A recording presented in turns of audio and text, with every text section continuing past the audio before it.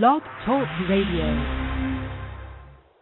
Hello, world. Welcome once again to Tuesday Talk with Key West Lou. I am your host, Louis Patrone. Well, it has been one hell of an exciting week, a dangerous week. It looks like the world could be on the edge of the cliff, and if someone moves the wrong way or falls off, we could be into some sort of war. This is the first time I have had this feeling in 30 or 40 years. I know we've been in Iraq. I know we've been in Afghanistan, but I never had this feeling. We initiated those things, I felt. When we went in because we wanted to go in, not that we started these wars, except for Iraq. But this is something different. This is a third party out there pushing the whole world into conflict. And I want to talk about it tonight. And I'm going to talk about it, but I'm not going to talk about it the way you hear it on TV or the way you read it in the newspapers or the way the media carries it or the way the president talks about it or the way Secretary of State Kerry talks about it. All this is beyond me in that regard. They are the statesmen. They are going to save us all, supposedly. What I wish to discuss with you tonight, what I wish to share with you, are the things that I picked up that I wasn't aware of or I didn't think of, and you may not be aware of or have thought about them. So a lot of the show is going to be about Ukraine, but don't go away. Stay with me because I guarantee you will find it interesting. Let's start this way. As far as I'm concerned, we are looking at another Munich, and we are looking at appeasement, and here's the way it plays out. Putin goes into Crimea. That's part of the Ukraine. He just walks in. One sovereign nation does not do that to another. You just don't walk into somebody's country and say, we're here, we're taking over, even though shots really haven't been fired yet. The Russian army is in Crimea. Now, this reminds me of Hitler. Let's go back to 1938. And Hitler wanted union of Austria with Germany. He says, hey, the Austrian people, really, they all speak German. They're my people. They're our people. They should be a part of Germany. And the people in Austria wanted to be a part of Germany, as it turned out. Anyhow, he marched into Austria. He marched in. He wasn't invited. And the next day, based on the enthusiasm of the Austrian people in welcoming him, Hitler formally annexed Austria as part of Germany. Let's move on now to another item which occurred thereafter in 1938, and I refer to the Sudetenland. The Sudetenland was a part of Czechoslovakia, the western part of Czechoslovakia. It was a small piece of Czechoslovakia. It was heavily populated, though, by German-speaking people, about 3 million German-speaking people. And Hitler came up with the same argument. These are German-speaking people. These are our people, my people, and they belong as a part of the German nation. Now, he's prepared to invade. I mean, he brings his troops up to the borderline and all that sort of thing. France and Britain, they thought, well, we're going to put a stop to this. And they entered an agreement immediately with Czechoslovakia that they will defend Czechoslovakia, France and Great Britain, in the event anyone invades them. This doesn't bother Hitler for one primary reason. He knew that France and Great Britain were not prepared to wage war. They didn't have enough of a military. They didn't have an updated military. They didn't have a qualified Navy. They didn't have an Air Force, okay? And he said, up yours, I'm going in. Well, now they had a meeting in Munich. Do you remember Chamberlain, Prime Minister of Great Britain? He flew over to Munich and sat down with Hitler, and they agreed. Great Britain, France, and Chamberlain was leading this mockery. They agreed to give Hitler the Sudetenland. Just like that, they took it away from Czechoslovakia. I don't even think they had the right to do it. And they say, you can have it, as long as you promise you won't invade any other country or wage war. And Hitler put this all in writing, too. You recall Chamberlain getting off the plane in England and flashing the piece of paper saying, "Peace in our time," which was a crock, because World War II started soon thereafter. And what Lewis is saying to you, that the situation in Crimea and the Ukraine has the probability of starting a war. There is going to be another Munich. I see it coming. Tomorrow, in Brussels, NATO and the Russians, Putin, are meeting. Under the agreements we've entered into over the years, NATO has the legal obligation to defend Ukraine if they are invaded, as they have been. So there's a meeting between NATO and Putin tomorrow in Brussels, and I am fearful that this meeting in Brussels or soon thereafter will result in another Munich. And I'm going to tell you this. If you give in to a thug once, he's going to push you again because he knows he can get away with it. And then he's going to do it again. And at some point, you've got to stand up and fight back, because the only way you beat a bully is by knocking him on his ass. And nobody's knocked Putin on his ass so far. And really, the only country that can do it is us. And I think Obama backed off on Syria. He should have done something, even if he went over and bombed a few airfields, because he said he was going to do something. When he did not, this emboldened Putin, and that's why we have what we have today. Okay, let's go on to something else. They have in the Ukraine, and I don't know if you're aware of this, they have a neo-Nazi party. Isn't that amazing? We have a Nazi party in Greece that I'm telling you, if there's the next election in Greece, the Nazi party in Greece is either going to come in first or a strong second. They're going to be a powerhouse in the government. They may take over the government. Excuse me. Well, there's a neo-Nazi party, too, in Ukraine. And let me tell you about them a little bit. And let me tell you about the United States' involvement with them. And you're not going to believe what I am going to share with you on this. This is striking. The neo-Nazis, they're called the right sector, by the way. Everybody that's a part as is in the right, whether it's our government or their government, they're called the right sector.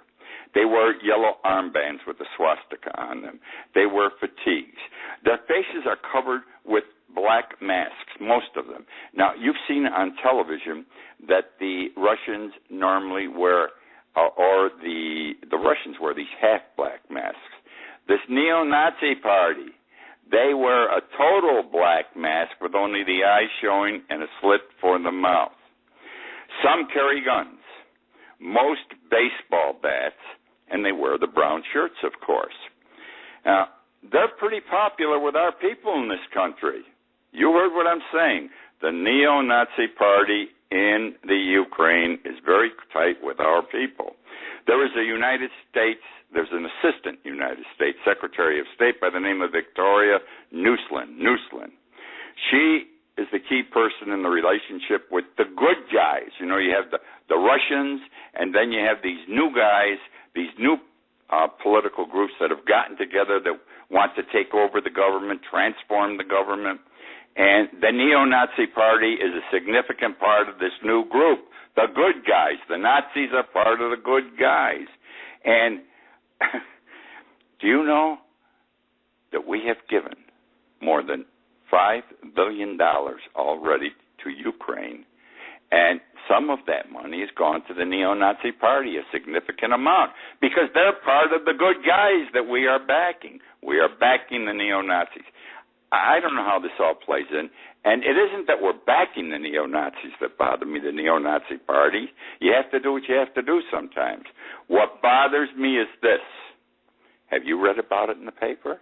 Have you heard about it on television? Have you seen it in a magazine? Absolutely not. I picked this information up off European newspapers, okay? And the European TV media, the British Broadcasting Channel, but you haven't seen it here in the United States. I have a sense, and there is a sense out there, that there's an agreement between the United States government and the media, okay, the Western media, to not get into this neo-Nazi thing and to not even speak the term neo-Nazi. It is taboo to use it in the press or on television. You haven't seen it yet in the New York Times. You haven't seen it in the Washington Post.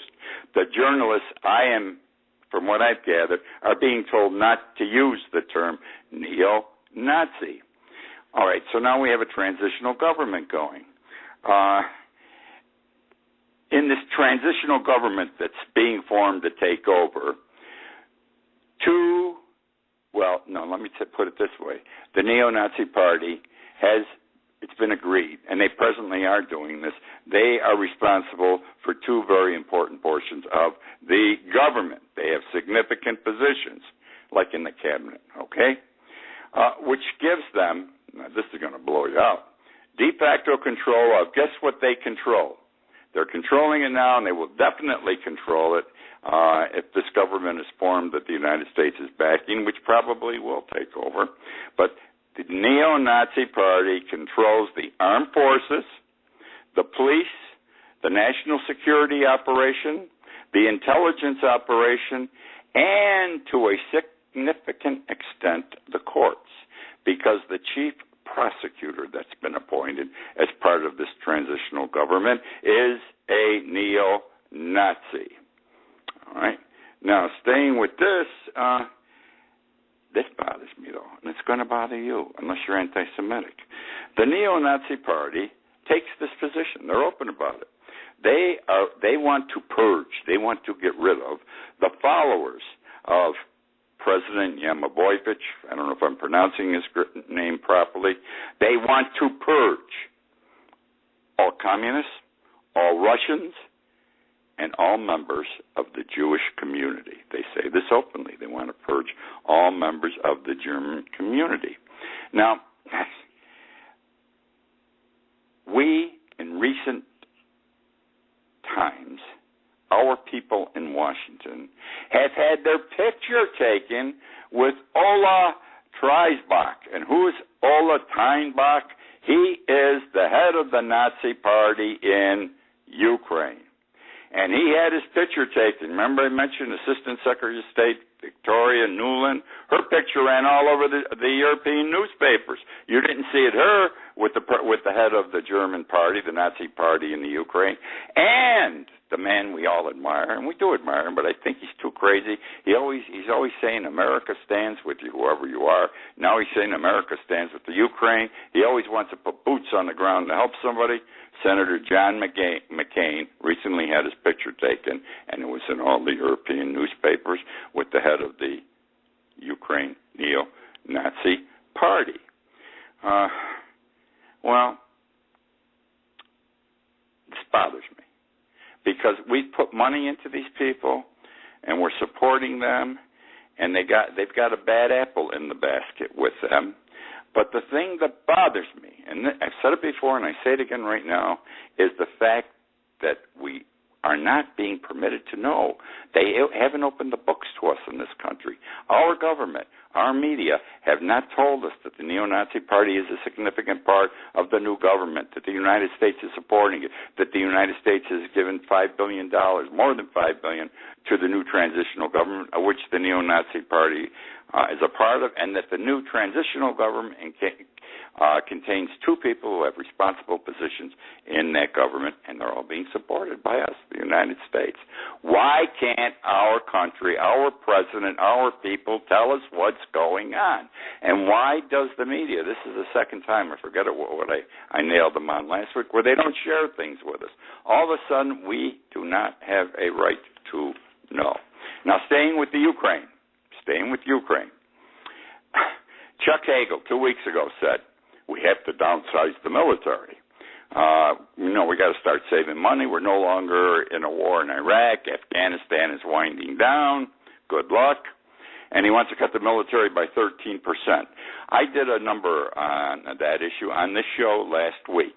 I said, it's no time to cut the military. Russia's not our friend anymore, and we're having trouble with them. This is before the Ukraine really came into play. The Ukraine popped up since my show last Tuesday, all right? China is on the verge, maybe is going to go to war with Japan? You don't know. China, in the last 5 years, has built up their naval force, their ships, their carriers, so they will control the Pacific. At the same time that we haven't built a new major ship in the United States, and they want to cut the military, what are we going to do if China and Japan go to war? And we have an obligation to help Japan. There's too much turmoil. Africa's up in the air. There's countries all over the world that are in trouble. And at some point we seem to get involved, or we will be involved. I believe what Reagan said. You have a strong military. Because let me tell you something. If you have a strong military, no one's going to screw around with you. Also, I do believe what John McCain said in this regard. Whenever you have a war, a battle of any kind, you can't just do it with airplanes and with big artillery pieces. You have to have boots on the ground, men on the ground. So that's what we need. We need to keep our army the way it is and make it bigger. And the proof of the pudding is Ukraine, which occurred this week. It bothers me that in Washington, our leaders don't see this, do not understand, whether it's President Obama, because Hagel's part of his administration. They didn't realize that another country was going to say, screw you, I'm going to do what I want, like Russia's doing. They did not suspect that Russia might do something someplace like this. So this is a crock. People aren't paying attention to the right things. I'm beginning to wonder how smart, how intelligent the President administration is. And I'm sorry to say that because I supported Obama twice. Now let's go to Secretary of State Kerry. I'm just an old man, 78 years old. I've been through how many presidents? I don't even know the number. But I can remember Harry Truman, okay? I was a kid. I was in the 8th grade when he ran in 1948, the first time I saw him face to face. But I've been through all these presidents, and being a student of history all the time, I'm aware of what has gone on in this regard. Our Secretary of State, our diplomats normally don't go on television and say, Putin's a bad guy, and we're going to do this to him, and we're going to do that to him. Diplomacy is normally conducted quietly behind closed doors. The arguments take place face-to-face behind closed doors. How can you go on television, like for a half hour today, and say what a crud Putin is in effect, and then sit down with him in Brussels tomorrow and try to make peace? It doesn't work that way. I have felt this way since Kerry became Secretary of State. He's using this as a platform, not to run for president, but he's posturing himself. He loves being in that position. He loves speaking tough. Well, tough talk isn't necessarily what's going to solve our problems when it comes to world wars and conflicts. So I think he has been wrong, and he should tone down. The president should tell him to tone down. This administration's beginning to worry me. I say it again. Now let me share with you some things I've learned about why Russia may not do anything really. This is a major bluff on the part of Putin. He throws his soldiers in, but nobody shot anybody yet. Do you follow me? And now he's going to sit down. He said on TV today something to the effect, I really don't see this as a problem. He's going to sit in Brussels tomorrow. Why? It has to do with oil and gas. Recognize that Russia's income, 75% of Russia's income, big number, 75%, is based on its oil and gas exports. I received an email from a friend of mine in Italy yesterday. She said, there cannot be a war in the Ukraine because then we won't get our gas. Italy's gas supply comes primarily from Russia. Her concern was, and she's an elderly woman, how am I going to cook? That's a basic don't laugh. But it's like not having toilet paper in Venezuela. On a more substantive level, Merkel, Prime Minister of Germany, she said yesterday, she's been talking a tough game, by the way, up until yesterday, and after she said this, or 2 days ago, her tough mouth stopped. She closed it. She said 60% of our gas comes from Russia. 60% of our gas comes from Russia. These people, like Germany, big, powerful Germany, lots of money Germany, great industrialized nation, they don't want to go to war. They've got to cover their asses and keep that gas coming.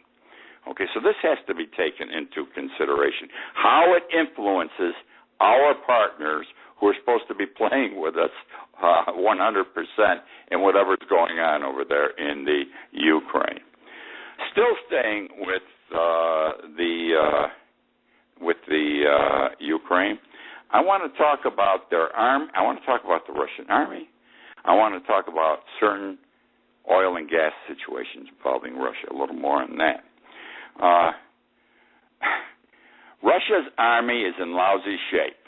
I don't know why we don't know this here. They don't talk about it in the paper. Will somebody let us know what's going on? Russia's army is in bad shape. All right? And it's not necessary today to buy your oil and gas from Russia.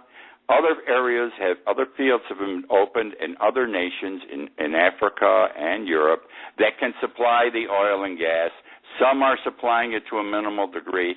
They may not be up to snuff 100%, but within a short time, 1 to 2 years, no one's going to need Russia. Okay? Just like we don't need Saudi Arabia after 2015 for any more gasoline or oil. Now, the Ukraine supposedly, they're ill-equipped to take Crimea from the Ukraine. And here's why. This is the truth. This is the truth. Russia's ability to project power and hold territory is not good. Their ability to project the appearance of power and hold territory is not good, specifically the Russian army. 80% of those drafted in Russia evade the draft. Do you hear me? What kind of an army can they have if only 20% of those drafted show up to be sworn in? The army itself in the last 20 years has grown smaller and smaller each year. The Russian army has fighting commitments right now in the Caucasus and Far East Siberia. They, like when we were with Iraq and Afghanistan, my God, if we had another war, where are we going to get the soldiers from? We don't have enough people. That's where Russia is today. They're in the Caucasus. They're in the Far East portion of Siberia. They ain't got enough troops to maintain another war. Nobody shares all this information back and forth. Also, the troops they have on the ground, those soldiers you've been seeing on television, they're only in the army for 12 months. Then they go home. 12 months is all they're in for. Okay, now, this is wonderful, isn't it? Let's see what else here. Just a second here. Oh, don't disregard the Ukrainians. They look like schmucks on TV. It's the only way I could put it tonight. I saw them. They marched. They remind me of the French at the beginning of World War II trying to oppose the Germans. They marched in their sharp uniforms and went up to the Russian line, yelled back and forth for 5 hours. They didn't have any guns either, by the way, the Ukrainians. And then they turned around and marched back. It makes it look like they ain't got what it takes to beat the Russians, and maybe they don't. But I want to tell you what they're doing already. There are many Ukrainians that speak excellent Russian, okay? They have been infiltrating Russia in the past week. They are crossing the borders. They're in Russia. And if something happens, they are prepared to sabotage bridges and infrastructures. And Putin, from what I can gather, knows this. Okay. Wild, isn't it? The only friends in the Ukraine that Russia have are the Crimeans because they're Russian. And they want to be a part of Russia. It seems that way. That's what bothers me, that we're going to give that part of the Ukraine tomorrow or in the next few weeks to Russia because they have the balls to walk in with their army and say, I want it. And we're going to try to buy Putin off. This is like the Sudetenland, Czechoslovakia, Hitler, Munich before World War II. Now let's talk about equipment in the Russian army. Equipment's very important. Look at how our boys did when they were in Afghanistan, and perhaps Iraq, and our vehicles did not have enough metal around them to prevent the bombs that were going off in the road from coming through the metal and hurting these guys. We did not have proper equipment. We didn't have sufficient equipment. Our boys and girls were taking metal sheets and tying them around their trucks and everything else, and their armored vehicles. Okay? The word is that the armored units of Russia and the air assault helicopters are a big thing in wars today, are not up to snuff.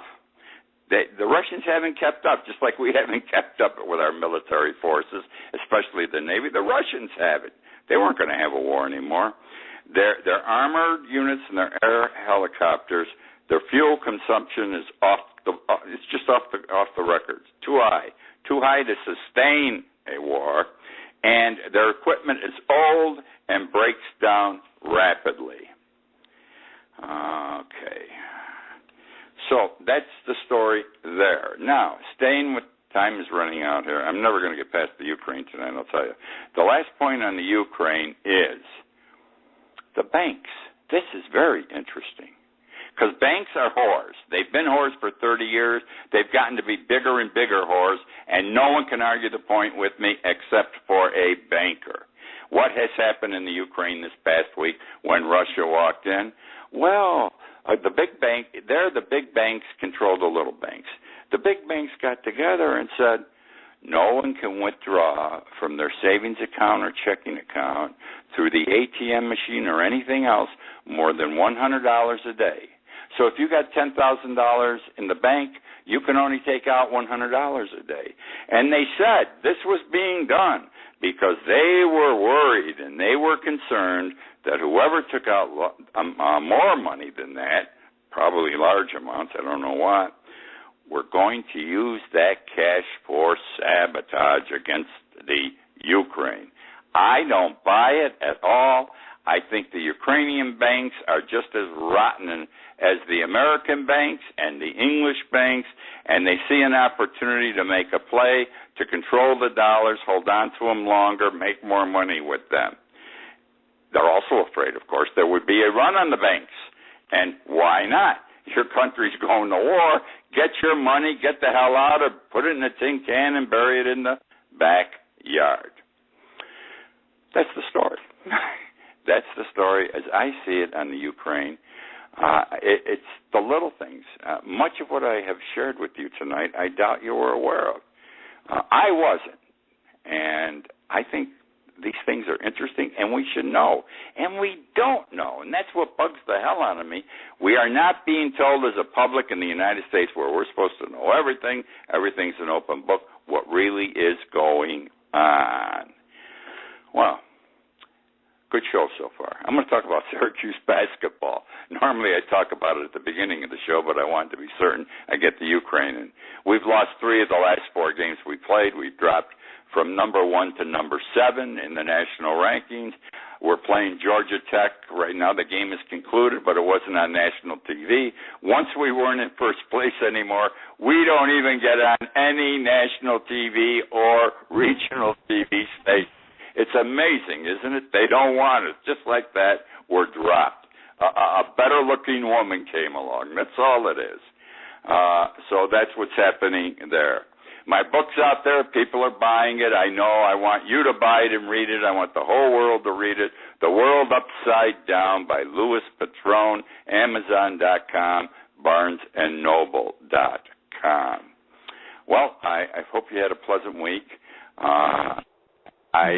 I don't like how I feel in the pit of my stomach about this Ukrainian situation. I've got to assume that most of you feel the same way. It makes us all uncomfortable. I hope nothing bad comes of it. I'm not impressed with our leaders in this situation thus far, and that's how Louis feels. What can I tell you? Thank you for joining me. I'll be back here next week to speak with you again.